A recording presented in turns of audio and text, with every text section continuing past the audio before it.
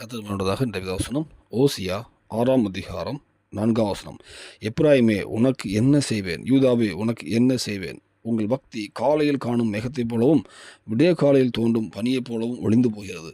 கர்த்தர் பண்ணுறதாக இந்த வசனத்தில் நம்ம பார்க்கும்போது காலையில் நம்முடைய பக்தி காலையில் காணும் மேகத்தைப் போல இருக்குன்னு கர்த்தர் சொல்கிறார். நம்ம கர்த்தர் விரும்புகிறது பக்தி உள்ளே கர்த்தர் தமக்காக தேர்ந்து சொல்கிறது. பக்தி உள்ளவர்களை தமக்காக தெரிந்து கொள்கிறார்.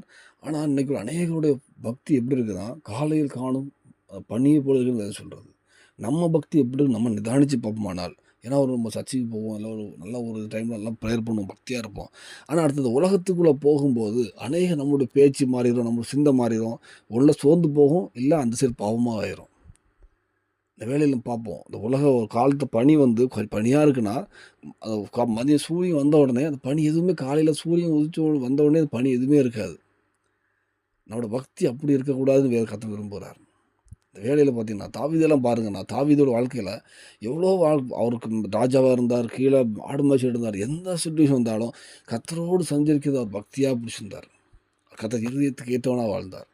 இந்த வேலையில் நம்ம பக்தி எப்படி நிதானிச்சு பார்ப்போம். உலகத்தில் நம்ம சர்ச்சைக்கு போகும்போது பக்தியாக இருப்போம், சில காரியங்கள் அவங்க நடக்கும் பக்தியாக இருப்போம், ஏதோ ஒரு காரியத்தில் டைம் பக்தியாக இருப்போம். அடுத்த காலம், அடுத்த நாள், அடுத்த 2 நாள் 3 நாள், அடுத்த நாள் தாண்டும் போது ஆட்டோமேட்டிக்காக நம்முடைய பக்தி, நம்முடைய ஆவிக்குரிய வாழ்க்கை எல்லாமே குறைஞ்சி போயிடும்.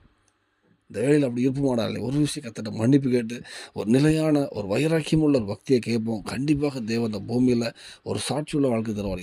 எவ்வளோ பெரிய சுச்சுவேஷன் அது வந்தாலும், எந்த ஒரு நன்மை வந்தாலும் சரி, எந்த பிரச்சனை வந்தாலும் எல்லாவற்றிலுமே நம் கர்த்தரோடு இருக்கிற வைராக்கியமுள்ள ஒரு பரிசுத்தமான ஒரு பக்தி உள்ள வாழ்க்கை தருவார். இந்த பூமியிலும் சாட்சியுள்ள வாழ்க்கை தருவார். பரலோகத்தையும் ஆயத்தப்படுத்துவார்.